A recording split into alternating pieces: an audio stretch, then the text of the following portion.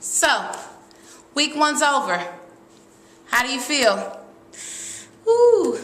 So if you're feeling a little confused or stressed or panicked that you're not doing very well, I'm here to reassure you that that's probably normal and you're probably doing better than you expected. But typically at the end of week one, I like to just do a brief recap of everything that we've done so that you can make sure you're on the right track.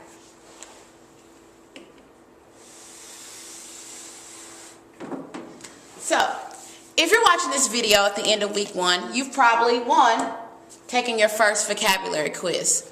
I hope you did pretty well, but if you didn't, make sure you look at how to do an error analysis video so that you can know exactly what the steps you need to take in order to be able to retake the vocabulary quiz so that grade that you're not very proud of isn't a permanent grade. By now, you may be getting an idea of what the vocabulary assignments are and what I expect of you for each vocabulary assignment. But just in case you don't, I want to go over two primary assignments. Your word map and your creative assignment. Now, your word map is where you have the synonym, antonym, definition, and a word or picture association to help you remember the word. Now, you do not have to do this for every single word. You only have to do it for 6. How? However, make sure you know which 6 you want to do it for. As you're looking at your flashcards and when we're doing the activities the first couple of days before they're due on Wednesday, look at which words you're struggling with. Those are the 6 words you probably need to focus on. If you're having problems with all the words, then you may need to do a word map for each word. Remember, if you do a paper copy of a word map, then you're able to use that on the quiz the following Friday. The creative assignment is always going to be in the upper right-hand corner of the vocabulary set box, and it tells you, typically the first 6 weeks, it's sentences. Beginning week 7, we begin to do things electronically on the web, where you're actually creating something for me and for the rest of the world to see. But for right now, 10 original sentences, meaning you pick 10 words and you write original sentences for them. So, item number 3, your date book, reflective journal, and your supplies. Let's start with the date book. By now, you should have your composition notebooks, 2 of them, and you should have your date book completed. Once again, to recap, in your date book is going to go your green syllabus and your yellow Ace and Miss Winsley's class. Those are the 2 items that are going to be in there. Additionally, in there that you'll do going forward, all of your notes will go in there, all of your whisk notes. For any lecture video or how-to video that you take, your whisk notes go in there. Any vocabulary sets that you actually are able to get a paper copy of would go in there. And then lastly, any worksheets, aka homework that we do in class, those worksheets, they will go in your day book. Those are the only 3 items that will go in your day book. Your reflective journal, that is going to be the place where you keep all of your reading materials and all of your reflections on what we're reading. When you're working on your essay or your research papers, that's where you're going to keep all of your notes and your reflections on what you're researching and what you're studying. Last but not least, supplies. Yes, I know I gave you a lot of supplies and there's reasons why, and I do want you to get them, but if for whatever reason you're not able to, here's the supplies you absolutely have to have going into week 2 and beyond. Your 2 composition notebooks, some glue sticks, index cards, and if you're a senior, your white portfolio binder. Those are the 4 or 5 items that you absolutely must have going into week 2.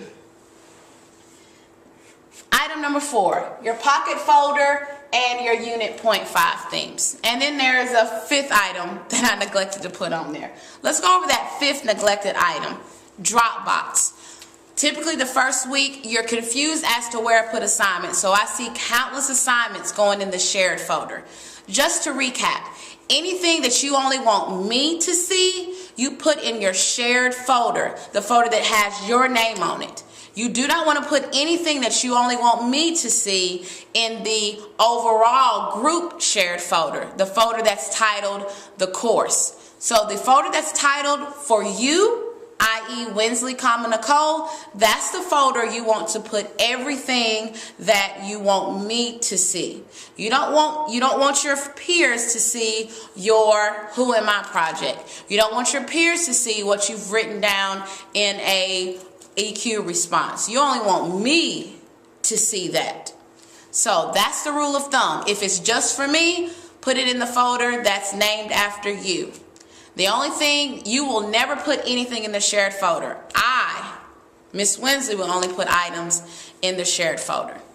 So now, let's talk about the critical research pocket folder, and then we'll get to your Unit Point 5 themes. The pocket folder is a tangible, kinesthetic, visual way that you can look at textual analysis and patterns for different things that we're reading. For right now, in the very first unit, why are public schools failing? We're going to be looking at 3 themes. And over each text that we look at, we're going to be finding textual analysis that supports for each of those themes. So the pocket folders we'll use for pattern analysis, for literary term analysis. We'll use it to break down and deconstruct a story. Maybe we'll use it when we discuss characters in a text or different characters. We may even use it for your essay building. So it's going to be used a lot. So that's why you need a lot of index cards. Remember those supplies? 2 composition notebooks, glue sticks, index cards, portfolio binder if you're a senior.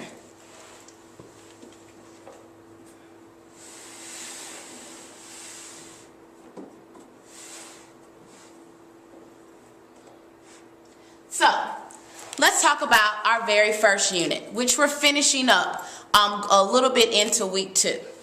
So, Unit Point 5, the state of public education. So, now, you have an anchor text. Your anchor text is always your primary text. It's the text that we root our foundation of the unit in. It's the text that I will constantly keep referring back to. That's why it's called your anchor text. In this unit, the state of public education, the anchor text is Here I Stand by Erica Goldston. Now, typically, after an anchor text, we have secondary text that will kind of piggyback on what Erica's saying. In our Point 5 unit Point 5, the state of public education, the secondary texts are Anonymous, the Calvin and Hobbes comic strip, Should Schools Get Rid of Sports, and then an article I'm going to give you next week, UNC Fake Classes. Very excellent article. It's going to talk about the state of public education on the collegiate level. Is it even failing there? Now, the main goal for you, or the big idea, is for you to, in an essay format, answer the following big idea question.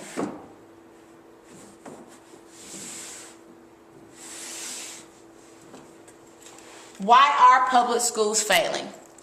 Now, these are some common themes and patterns you as a class over the course of the past week have already came up with. And they're great themes or patterns that you've seen emerge from the text that we've read.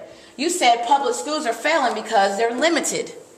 You said they're failing because they're struggling, as in they don't have the resources. They're limited because of the resources. They're struggling because of maybe their location or quality teachers.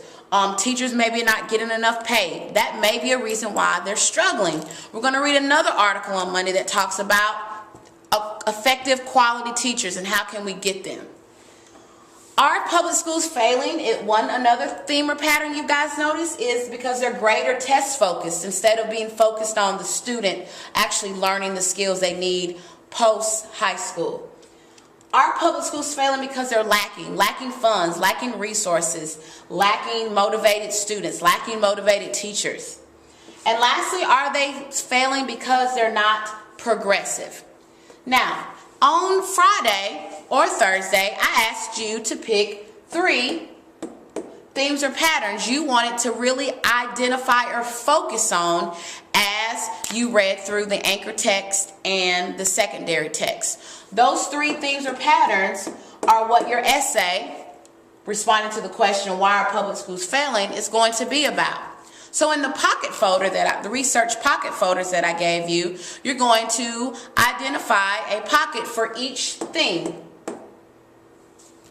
As you read through the anchor text and the secondary text, when you see a line that supports one of your chosen themes, you're going to write that quote on the index card.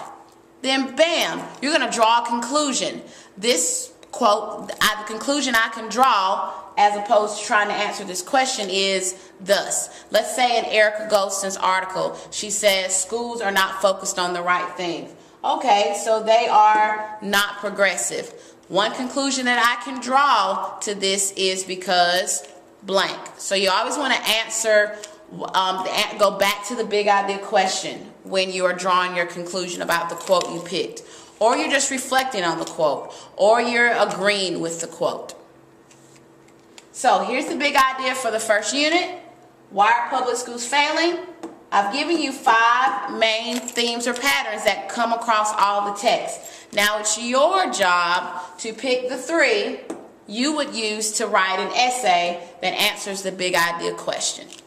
So that's pretty much week 1 in a nutshell. I know it was hectic. I know it was fast paced. But if you completed the week, give yourself a pat on the back because you did great.